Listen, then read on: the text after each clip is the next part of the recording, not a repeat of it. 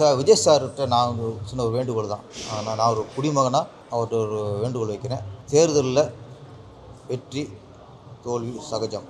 ஒருவேளை தோல்வி வந்துட்டால் நாங்கள் இப்படி இருப்போம் ஒன்று தாங்கிக்க மாட்டாங்க. ஓகே, நீங்கள் இப்போவே ஒரு அவங்களுக்கு அறிக்கை விடும் உங்கள் ரசிகர்களுக்கு.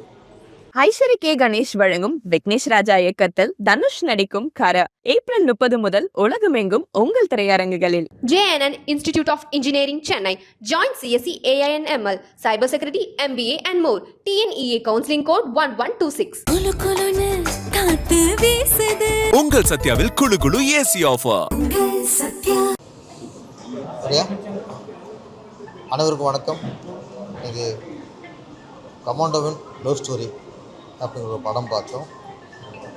ரொம்ப நாளைக்கு அப்புறம் ஒரு தேசப்பற்று, ஒரு இராணுவ வீரரோட கதை. ரொம்ப நாளாக சினிமாவில் பார்த்து அதுக்காக ஃபஸ்ட் இந்த படத்தை நம்ம பாராட்டணும். நம்ம கேப்டன் விஜயகாந்த் அவர்கள் அவர் இருக்கும்போது நிறைய இந்த தேசப்பற்று கதை வரும். அதுக்கப்புறம் ஆக்ஷன் கிங் அர்ஜுன் அவர்களுடைய படங்கள், இவங்கெல்லாம் ஹீரோ நடிச்சுக்கு இருக்கும்போது நிறைய வருஷத்துக்கு ஒரு ரெண்டு படம் தேசப்பற்று வெளிப்படுத்த மாதிரி படம் வந்துச்சு. இப்போ சமீபத்தில் பார்த்தா அந்த மாதிரி படங்களும் இல்லை. தேசப்பற்றும் இல்லை, பாசப்பற்றும் இல்லை, எதுவுமே இல்லாமல் ரொம்ப ஒரு பின்னோக்கி போய்கிட்டு இருக்கு. இந்த சூழலில் ஒரு கமாண்டோ லவ் ஸ்டோரிங்கிறது ஒரு ஆரோக்கியமான படைப்பு. அதில் ஒரு லவ் ஸ்டோரி, நல்ல ஒரு அழகான லவ் ஸ்டோரி. நம்மளாம் இராணுவ வீரன்னா மிடுக்கா துப்பாக்கி தூக்கி தருவாங்க, எல்லையில் இருப்பாங்க, நாட்டுக்காக பாட்டு விடுவாங்க, நாட்டுக்காக உயிரை விடுவாங்க. இப்படி நிறைய கதைகள் வந்திருக்கு. அவங்களுக்குள்ளேயும் ஒரு காதல் இருக்கும். என்ன தான் இராணுவ வீரராக இருந்தாலும், தேசப்பட்டு இருந்தாலும் அவங்களும் ஒரு காதல் பற்று இருக்கும். அந்த காதலும் ஒரு தெய்வீக காதலாக இருக்கும் அப்படிங்கிறத இந்த படம் சொல்லுது. இன்றைக்கி காதல்ங்கிறது நிறைய வேறு மாதிரி ஆகிப்போச்சு. இதில் வந்து நல்ல விஷயம், ஒரு பொண்ணு ஒருத்தன் லவ் பண்ணுறான், அவர் இறந்துட்டாலும் அவரையே கணவனை நினச்சி ஒரு வாழ்கிற ஒரு நல்ல ஒரு கல்ச்சரோட உள்ள ஒரு கதை. இன்றைக்கி வேறு மாதிரி கலாச்சாரம் போயிட்டுருக்கு. அப்படி இருக்கிற சூழ்நிலை ஒரு நல்ல கருத்து சொல்லியிருக்காங்க. ஹீரோ நடிச்சிருக்க நம்ம வீர அன்பரசு, அவர் தான் இயக்குனர், அவர் தான் அழகாக பண்ணியிருக்காரு. செகண்ட் ஹாஃப்லாம் நிறைய சென்டிமெண்ட் சொல்லிட்டு நம்மளே கண்களை வச்சிருச்சு. எல்லாம் நடிப்பு நல்ல வேலை வாங்கியிருக்காரு. கதாநாயகி நடித்த பொண்ணு, அவங்களுக்கு தமிழ் தெரியாதுன்னா கூட படத்தில் உள்ள நல்லா நடிச்சு அவங்க எமோஷனை காட்டியிருக்காங்க. அவங்களுக்கு அப்பா அம்மா நடித்தவங்க, இந்த மாதிரி கதாநாயகனுக்கு அப்பா அம்மா நடித்தவங்க எல்லோரும் நல்லா நடிச்சிருக்காங்க. சமீபத்தில் ஒரு நல்ல படம், ஒரு விரசம் இல்லாமல், வன்முறை இல்லாமல் ஒரு நல்ல படத்தை வீர அன்பரசு கொடுத்துருக்காரு. ஒரு நல்ல படைப்பு கொடுத்த அவருக்கு என்னுடைய மனமார்ந்த வாழ்த்துக்கள். சிவகாசி, நம்ம சிவகாசி வந்து இப்போ எனக்குன்னு ரீலீஸ் மாதிரி தெரில, இதுதான் மெயின் ரிலீஸ் மாதிரியே இருக்குது. அந்தளவுக்கு மக்கள் கொண்டாடுறாங்க. நான் வந்து ரிலீஸ் அன்னைக்கு 2005 போய் தேவி தேட்டர்லாம் பார்த்தேன். அன்னைக்கு பார்த்த விட இன்றைக்கி பல மடங்கு நம்ம ரசிகர்களோட ஆதரவும் அவருடைய ஆர்ப்பரிப்பு, பரபரப்பு, கொண்டாட்டம் எல்லாம் அவ்வளோ பல மடங்கு இருக்குது. நான் அதில் ஒரு விஷயம் வந்து கொஞ்சம் 21 வருஷம் கழித்து படம் பார்க்க போகும்போது ஒரு விஷயம் கொஞ்சம் பயந்தேன். இந்த சென்டிமெண்ட் மற்றெல்லாம் ஓகே தான், ஆக்ஷனு சாங்குங்கெலாம் இப்போவும் என்ஜாய் பண்ணுவாங்க, நம்பிக்கை முழுசாக இருந்துச்சு. சென்டிமெண்ட்டு மட்டும் கொஞ்சம் பழசாக ஃபீல் பண்ணுவாங்களோன்னு நினச்சேன். ஆனால் இப்போ உள்ள ஜென்ரேஷன், இப்போ காலேஜ் படிக்கிற பொண்ணுங்கள் பசங்க கூட அந்த சென்டிமெண்ட்டை கொண்டாடினாங்க. அவங்க ரொம்ப பிடிச்சி போச்சு. அதுதான் எனக்கு இந்த ரீலீஸ் எனக்கு கிடச்ச வெற்றி அப்படிங்கிறது. இந்த காலகட்டத்துலேயும் சென்டிமெண்ட்டை மக்கள் விரும்புகிறாங்க. இன்றைக்கும் சென்டிமெண்ட்டுக்கு வெற்றி கொடுக்குறாங்கிறது தான் எனக்கு இந்த ரீலீஸ் சிவாஸில் நான் கற்றுக்கிட்டது. அந்த மக்களுக்கு வெற்றியை கொடுத்த திரும்பவும் வெற்றியை கொடுத்த ரசிகர்களுக்கு, அது குறிப்பாக விஜய் ரசிகர்களுக்கு. விஜய் ரசிகர்கள் வந்து எப்படி சொல்கிறது தெரில. ஆமாம், 20 வருஷம் கழித்து பார்த்தா பல மடங்கு ரசிகர்கள் இன்றைக்கி வெறியராக இருக்காங்க. சிவாஜி ஃபஸ்ட்டு ரிலீஸ் ஆகும்போது ரசிகராக இருந்தவங்களாம் இன்றைக்கி வெறியராக இருக்காங்க. நிறைய பேர் தொண்டராக மாறிட்டாங்களே இப்போ. ஆமாம், அதனால் இப்போ வந்து சிவாஜியில் வந்து அந்த எலெக்ஷன் போர்ஷன், அது அதே செகண்ட் ஹாஃபில் தேர்தல் தான் வரும். அந்த போர்ஷன் வரும்போதே டோட்டலாக எல்லாருமே இப்போ உள்ள தேர்தல் இதையும் அவருடைய அரசியல் வாழ்க்கையும் பொருத்தி பார்த்துட்டாங்க. அதனால் அப்போ உள்ளதை விட இப்போ கொஞ்சம் வீரியம் சிவாஜிக்கு ஜாஸ்தி ஆயிடுச்சு.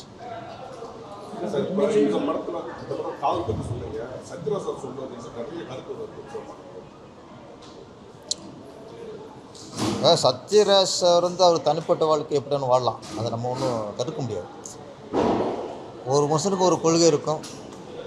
சிலர் கல்யாணம் ஆகிட்டு குழந்தை பார்ப்பாங்க, சிலர் கல்யாணம் ஆகாமலே குழந்தை பார்த்துக்குவாங்க.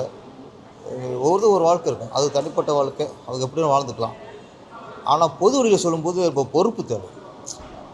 அதுவும் ஒரு பிரபலமாக இருக்க ஒரு நடிகர் சத்யராஜ் அவர்கள் வந்து ஒரு விஷயத்தை சொல்லும்போது அது நாட்டுக்கு நல்ல விஷயத்தை சொல்லணும், குடும்பத்துக்கு நல்ல விஷயத்தை சொல்லணும். கலாச்சார பண்பாடு அவருக்கு வேணால் இல்லாமல் இருக்கலாம், ஆனால் அதில் தான் அந்த நாடு இயங்கிருக்கு, இந்த உலகம் இயங்கிருக்கு. நீங்கள் அந்த அச்சாணியை பிடிக்கிட்டிங்கன்னா தப்பு. நீங்கள் இப்படி தான் வாழணும் நாங்கள் சொல்ல மாட்டோம், நீங்கள் எப்படி வாழ்ந்துருக்கணும். ஆனால் இப்படி தான் வாழணும், கேடு கட்டு வாழலாம், எப்படி வாழலாம், கல்யாணம் ஆகாமல் குழந்தைய பார்த்துக்கலாம், கல்யாணமே தேவையில்லை, யாரோட வாழலாம் அப்படிங்கிறத நீங்கள் மக்கள் சொல்லாதீங்க. அது தப்பான ஒரு உதாரணம் ஆயிரும். ஏன்னா உங்களை மாதிரி பிரபலம் சொல்லும்போது லட்சக்கணக்கான மக்கள் அதை பார்க்குறாங்க, அவங்கள போய் அது சேருது, கருத்துக்கு சேருது. அப்போ நம்ம ஒரு கருத்து சொல்லும்போது அது லட்சக்கணக்கான மக்களை போய் சேருது அப்படிங்கும்போது நம்ம ரொம்ப கவனமாகவும் பொறுப்பாகவும் சொல்லணும். இப்படி பொறுப்பு இல்லாமல் சொன்னால் தப்பு. இப்போது சொல்கிறேன், இந்த கலாச்சாரம் பண்பாடுங்கிறது நம்ம நாட்டுக்கு ரொம்ப முக்கியம். ஃபஸ்ட்டு எதுவுமே தேவையில்லை, சடங்கு தேவையில்லை, கல்யாணம் தேவையில்லை, கலாச்சாரம் தேவையில்லை, பண்பாடு தேவையில்லைன்னா நீங்கள் பின்னோக்கி போங்க. ட்ரெஸ்ஸு எப்படி வேணாலும் போடலாம், என்னென்னா சொல்லலாம். நீங்கள் அதுக்கு எதுக்கு நம்ம கலாச்சாரம் பண்பாடு எதுக்கு வந்து கடந்து வந்திருக்கோம்? ஆதிவாசியாக இருந்து போகலாமேங்கிறேன்னா, காட்டுவாசியாக இருக்கும்போது எப்படி இருந்தோம்? அவங்களுக்கு பண்பாடு இல்லைங்க. காட்டுவாசியாக இருக்கும்போது அவங்களுக்கு கலாச்சாரம் இல்லை, அவங்களுக்கு ட்ரெஸ்ஸே இல்லை. அவங்களுக்கு முதல்ல இங்கே ட்ரெஸ்லாம் வாழ்ந்துருப்போம், உங்களை யார் வேணாங்கிறது. இப்போ அவங்க பொண்ணு சொன்னாங்க, கலந்து போச்சு. அதுக்கு இவர் சப்போர்ட் பண்ணுற மாதிரி வராரு. அது ரொம்ப டோட்டலாகவே அந்த நம்ம கல்ச்சரையே காலி பண்ணுற மாதிரி ஒரு தப்பானது. சத்யராஜெல்லாம் கொஞ்சம் பார்த்து கொஞ்சம் பொறுப்பாக பேசுங்க, இல்லைன்னா பேசாமல் இருங்க. நான் இப்போ சொல்கிறேன், நீங்கள் எப்படின்னு வாழ்ந்துக்குங்க, யாரும் உங்களுக்கு கேட்க மாட்டாங்க. நல்ல விஷயத்துக்கு கெடுக்கிற மாதிரிலாம் பேசக்கூடாது.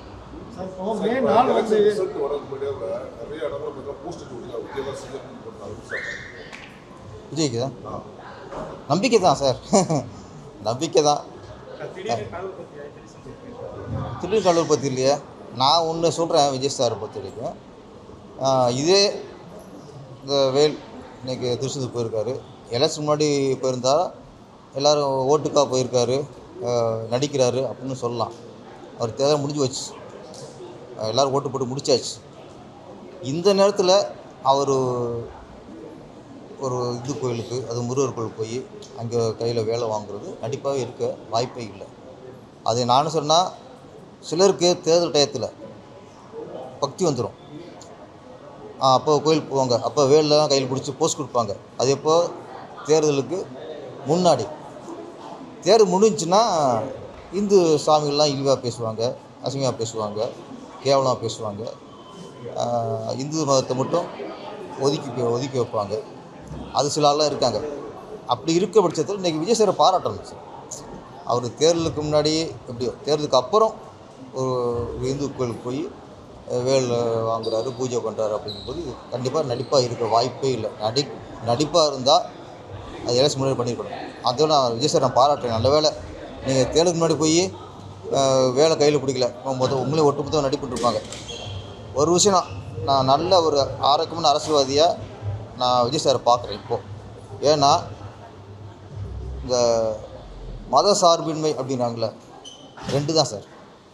மத சார்பின்மை அப்படின்னா ஒன்று எந்த சாமியுமே இல்லை அப்படின்ட்டு, எந்த சாமியும் இல்லைன்றணும் ஃபஸ்ட்டு.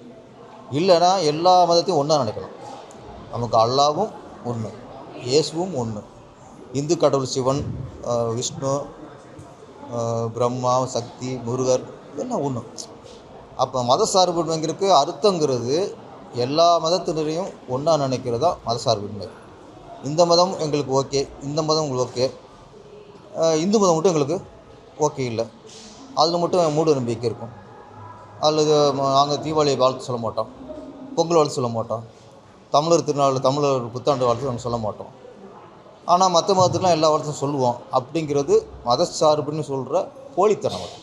அது மக்களை ஏமாத்துறது. அப்படி பார்க்கும்போது இன்றைக்கி விஜய் சார் வந்து சர்ச்சுக்கு போகிறாரு, மசூதிக்கு போகிறாரு, இப்போ இந்து கோயிலுக்கும் போயிடுறாரு. அப்படிங்கும்போது இதுதான் மதச்சார்பின்மை. எல்லா மதத்தினரையும் மதிக்கணும் ஃபஸ்ட்டு. அது அப்படி அவங்க தான் மக்களுக்கான அரசியல்வாதிகள். ஒரு மதத்தை ஒதுக்கி மற்ற மதத்தை தூக்கி தள்ள வைக்கிறதுலாம் போலி அரசியல்வாதிகள். ஓட்டுகளை பாதுகாக்கக்கூடிய தேர்தல் அதிகாரி வந்து ஜனநாயக படம் பார்த்தா வந்து நீ கைது நடவடிக்கணும். விஜய் சார் இயக்கிய இயக்குனரை தப்பு தான் சார். ஒரு படம் லீக் ஆச்சு, அது லீக் பண்ணவங்கள அரெஸ்ட் பண்ணிட்டாங்க. லீக் ஆன படத்தை பார்க்காதீங்கன்னு அறிவிச்சாச்சு. அதுக்கப்புறம் நீங்கள் பார்த்தீங்கன்னா தப்பு தான். அது ஒரு கொஞ்சம் நஞ்சம் இல்லை, இது வந்து 400-500 கோடிக்கு மேலே செலவு பண்ணி பண்ணுற படம். இது நம்ம ஈஸியாக ஒருத்தன் லீக் பண்ணிட்டான் ஓகே, அதை நம்ம பார்க்கணுங்கிறது தப்பு இல்லை. அது கண்டிக்கத்தக்கது, அது கைது பண்ணது கரெக்ட். சார் இப்போ 4ஆம் தேதி ரிசல்ட் வரல. இப்போ வந்து நிறைய பசங்க இன்ஸ்டாகிராம் என்ன பண்ணாங்கன்னா, நான் சப்போஸ் விஜய் சாரை வந்து ஜெயிக்கலைன்னா நான் வந்து தப்புல படிப்போம் அப்படின்னு போகிறாங்க. அந்த பசங்களுக்கு என்ன சொல்கிறது? அது சார் விஜய் சார்கிட்ட நான் ஒரு சின்ன ஒரு வேண்டுகோள் தான். நான் ஒரு குடிமகனாக அவர்கிட்ட ஒரு வேண்டுகோள் வைக்கிறேன். தேர்தலில் வெற்றி தோல்வி சகஜம். என்னை பொறுத்த வரைக்கும் விஜய் சாருக்கு இந்த நிமிஷம் மிகப்பெரிய வெற்றி. இந்த கணம் அவர் மிகப்பெரிய வெற்றி அடைஞ்சிட்டார். ஃபஸ்ட்டு பெரிய மாற்றத்தை உருவாக்கிட்டார். அது முதல் மாற்றம். இன்றைக்கி இளைஞர்கிட்ட வந்து அரசியல் ஆர்வம் ஜாஸ்தியாகிடுச்சு, அரசியல் ஈடுபாடு ஜாஸ்தியாகிடுச்சு இளைஞருக்கு. இவர் அரசியல் கட்சி ஆரம்பிக்கிறதுக்கு முன்னாடி இளைஞர்கள்லாம் அரசியலுங்கிறது வேறு யாருக்கும் பெரியவங்களுக்கு சம்மந்தப்பட்டது, நம்ம சம்மந்தம் இல்லை அப்படின்னு நினச்சிருந்தாங்க. ஆனால் இன்றைக்கி இந்த அரசியலுங்கிறது நமக்கு சம்மந்தப்பட்டது, நம்ம அதை முடிவு பண்ணணும் அப்படிங்கிறதுல இன்றைக்கி இளைஞர்களும் இளைஞர்களும் இன்றைக்கி ரொம்ப ஈடுபாடு, குழந்தைகள் கூட சொல்கிறேன் ரொம்ப ஈடுபாடு வந்திருக்காங்க. அது வந்து மாற்றம், ஆரோக்கியமான மாற்றம். இப்போ மாற்றங்கிறது 2 இருக்குது, ஏமாற்றம் இருக்குது, ஆரோக்கியமான மாற்றம் இருக்குது. நமக்கு ஆரோக்கியமான மாற்றம் வேணும். அந்த ஆரோக்கியமான மாற்றம் தான் இன்றைக்கி விஜய் சார் அரசியலுக்கு வந்ததுக்கப்புறம் இன்றைக்கி ஒரு எழுச்சியோட இளைஞர் செயலில் வந்திருக்கு. இந்த சூழலில் நிறையா பசங்க இளைஞர்கள்லாம் விஜய் சார் மேலே ரொம்ப அதீத அன்பு, அதீத பாசம். அவர் வந்து மற்ற கட்சி தலைவர் மாதிரி ஒரு அரசியல் தலைவராக அப்படிலாம் இல்லை. இன்றைக்கி அவங்க நம்ம வீட்டில் ஒருத்தரை பார்க்குறாங்க. விஜய் சாரை வந்து ஒரு குடும்ப பையனாக பார்க்குறாங்க. குழந்தைங்களாம் மாமாவும் சொல்கிறாங்க, பெண்ணுக்கெலாம் அண்ணா தம்பி, அப்படியே போச்சு. இப்போ அரசியல் தலைவரை தாண்டி நம்ம குடும்ப உறுப்பினர் மாதிரி அவரை பார்க்குறாங்க. அதனால் அவருக்கு ஏதாவது ஒருவேளை தோல்வி வந்துட்டால் நாங்கள் இப்படி இருப்போம் ஒன்று தாங்கிக்க மாட்டாங்க. ஓகே, அதை தாங்கிக்கிற ஒருவேளை தோல்வி வராது சொன்னேன். அப்படி கூட நீங்கள் இப்போவே ஒரு அவங்களுக்கு அறிக்கை விடும், உங்கள் ரசிகர்களுக்கு எது வந்தாலும் நம்ம தாங்கிக்கணும். இன்னொன்று, இதில் சின்ன சர்க்கிள் வந்தால் கூட அது நிரந்தரம் இல்லை சார், அதுக்கடுத்து எழுச்சி வரும். அதுக்கு இன்னும் அடுத்த தேர்தலாக இருக்குது. அதனால் இதில் சின்ன வந்தால் கூட திரும்பவும் எழுச்சியோட அவர் திருப்பி நினச்சதை அடைவார். அந்த நம்பிக்கையை விஜய் சார் ஒரு காணொலி மூலமாக கண்டிப்பாக அவங்க ரசிகர்களாம் சொல்லிடணும். நானும் 3 வீடியோ பார்க்குறேன். அந்த மாதிரி அப்செட் ஆகிடக்கூடாது. நான் சொல்கிறது, ஒரு வேளை சில சர்க்கிள் வந்தால், ஆனால் எங்கே பார்த்தாலும் விஜய்க்கான எழுச்சி ஜாஸ்தியாக இருக்குது. ஓட்டு சதவீதம் கண்டிப்பாக ரொம்ப ஜாஸ்தியாக இருக்கும். அந்த நம்பிக்கை மக்களுக்கு இருக்குது, எல்லாருக்குமே இருக்குது. மக்களுக்கு இல்லை, அரசு தலைவர்களுக்கு, மற்ற கட்சிக்காரங்களுக்கே இருக்குது. இதோட என்ன ஆகுமோன்னு பயத்தில் எல்லாம் இருக்காங்க. அந்த ஒரு எழுச்சி உருவாகிருக்கு. ஆனால் விஜய் சார் அழகாக ஒரு ரசிகர்களுக்கு நம்பிக்கையோடு உள்ள ஒரு அறிக்கை விடணும். சார் ரோபோ சங்கர் அவரோட கடைசி படம் நேற்று அவங்க குடும்பத்தார் படம் பார்த்துருக்காங்க. பார்த்தவங்க என்ன சொல்லியிருக்காங்கன்னா, எங்களுக்கு சினிமா தான் எல்லாமே, ஸோ எங்களுக்கு சினிமாவில் வாய்ப்பு கொடுன்னு சொல்லி கையெடுத்து அவங்க கேட்குறாங்க. அப்படி ஒரு சூழ்நிலையில் இன்றைக்கி அவங்க குடும்பம் இருக்குது. எதிர்காலத்தில் அடுத்த இயக்குநருக்கு வந்து என்ன மாதிரி வாய்ப்பு சார் சிலர் வந்து நடிகராக இருப்பாங்க, அவங்களோட இது முடிஞ்சிடும். சிலருக்கு வந்து அந்த குடும்பமே கலை குடும்பமாக இருக்கும். ரோபோ சங்கர் அப்படிங்கும்போது நல்ல நடிகர், மக்கள்கிட்ட செல்வாக்கு உள்ள நடிகர். அவர் இறந்துட்டார். இப்போ அவருக்கு பின்னாடி அவர் பொண்ணும் ஒரு நடிகையாக தான் இருக்காங்க. அது மாதிரி அவங்க அந்த அம்மா இப்போ அவங்களே வந்து முன் வந்து எங்களுக்கு ஒரு வாய்ப்பு கொடுங்க அப்படிங்கும்போது கண்டிப்பாக திரையுலகர் வந்து கைவிடக்கூடாது. ஏன்னா சினிமா நம்பி இருந்தவர் இன்னைக்கு இறந்துட்டார். அவரை நம்பி இருந்தவங்க இன்றைக்கி வாய்ப்பு கேட்டு இருக்காங்கும்போது கண்டிப்பாக ரோபசங்கரை வச்சு படம் பண்ண இயக்குனரும் சரி, ப்ரொடியூசரும் சரி, திருப்பி படம் பண்ணும்போது அவங்களுக்கும் வாய்ப்பு கொடுக்கணும். அது வந்து ஒரு சினிமா கலைஞர் குடும்பத்துக்கு நம்ம வந்து கை கொடுக்குற மாதிரி. கண்டிப்பாக அவங்கள கேட்குற அளவுக்கு வச்சுருக்க கூடாது. இருந்தாலும் கேட்டுட்டாங்க. மேக்ஸிமம் சினிமாக்காரங்க அவங்களுக்கு வாய்ப்பு கொடுக்கணும். சரி,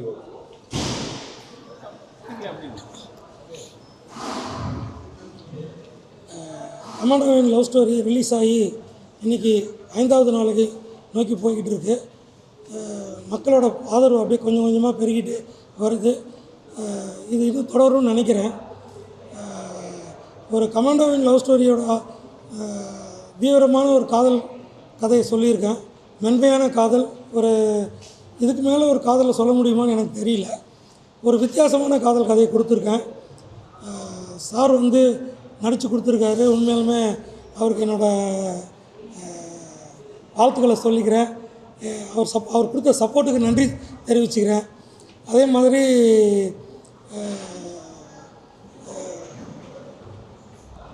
ஊமை விழிகளின் இயக்குனர் அரவிந்தராஜ் சாரும் நடித்து கொடுத்துருக்காரு. அவருக்கும் ஒரு நன்றியை தெரிவிச்சுக்கிறேன். ரோபோ சங்கர் ஃபேமிலி சார் நேற்று கேட்டாங்க. நான் கண்டிப்பாக அவங்கள தொடர்ந்து என்னோடய படத்தில் நடிக்க வச்சுட்டே இருப்பாங்க. அதை நான் உறுதி சொல்கிறேன். ஏன்னா அவங்களும் நேரில் வந்து பார்த்துட்டு படம் பார்த்துட்டு அது கேட்டதுக்கப்புறம் நம்ம செய்யாமல் இருக்க முடியாது. சார் சொன்ன மாதிரி அவங்க கலை குடும்பத்தில் இருக்காங்க. நாங்கள் தான் அவங்கள அரவணைச்சு கொண்டு போகணும். கண்டிப்பாக நான் அதுவும் தொடர்ந்து செய்வேன். என்னோடய ஒரு படத்தில் கூட அவங்கள மிஸ் பண்ணாமல் கொண்டு போவேன்.